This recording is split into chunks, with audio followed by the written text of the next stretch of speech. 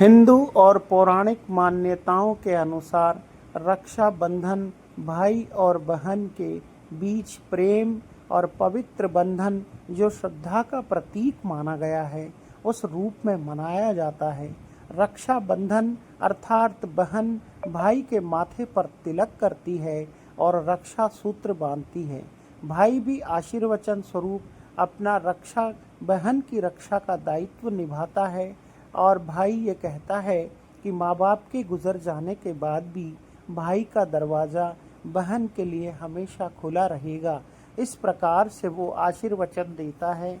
आप सभी लोगों को रक्षाबंधन की पवित्र त्यौहार की हार्दिक बधाइयाँ और अनंत शुभकामनाएं। यदि आप इस चैनल पर प्रथम बार आए हैं तो आप सभी इसे लाइक और सब्सक्राइब जरूर करें।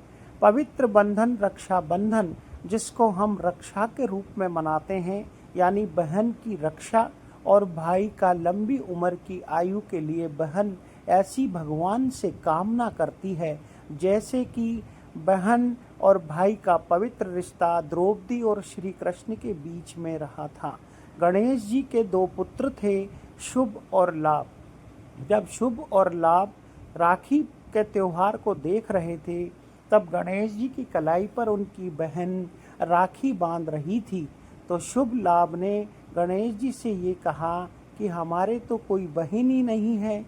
नारद जी ने श्री गणेश जी को ये कहा कि सिद्धि रिद्धि के में माँ संतोषी का जन्म होगा जो शुभ और लाभ की बहन कहलाएगी। शुभ और लाभ की बहन माँ संतोषी के रूप में जानी जाती है, जो माँ संतोषी शुभ और लाभ के कलाई पर राखी बांधती है। जैसे माँ संतोषी जो है वो शुभ और लाभ के क्यों न करे जग सारा मैया तेरी जय जयकार, क्यों न करे जग सारा मैया तेरी जय जयकार। तेरा पूजन जो भी करता उसका हुआ उद्धार। जय हो संतोषी माता, तू ही माँ भाग्य विधाता। रक्षाबंधन का पवित्र त्योहार जो कि शुभ और लाभ पर माँ संतोषी ने बांधा, जैसे राजा बलि पर शची इंद्र की पत्नी ने बांधा।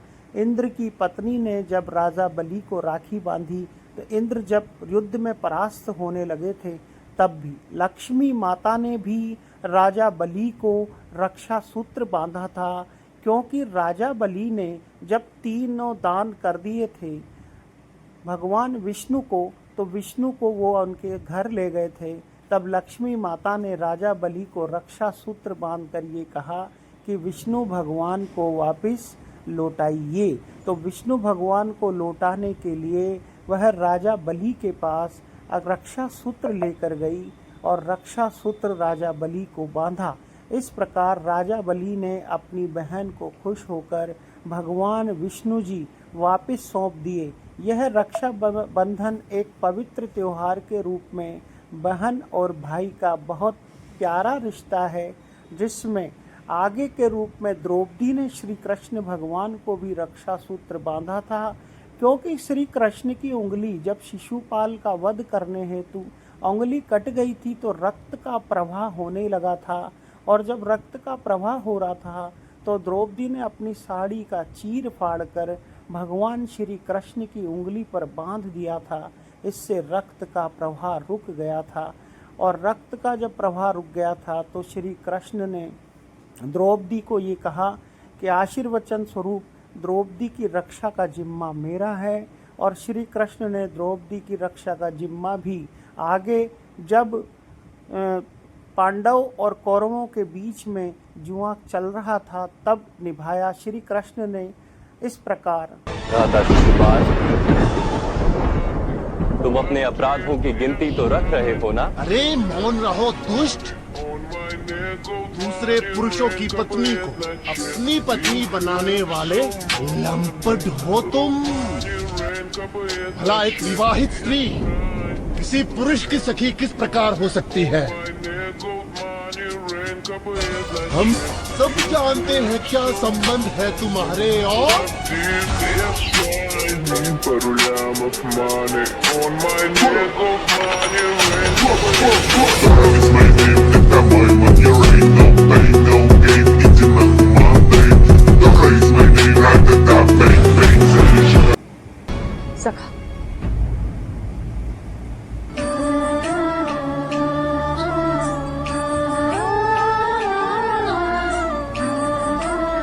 कपड़े की एक पट्टी बांधी है आज तुमने द्रौपदी, इसका एक एक धागा आकाश समान बड़ा होकर लौटेगा द्रौपदी तुम्हारी साथ धागे में।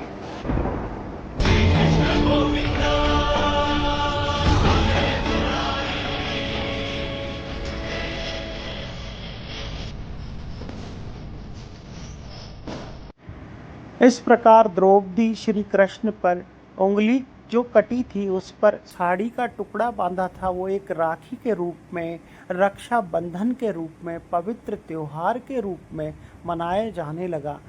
कृष्ण भगवान ने भी जब कौरवों और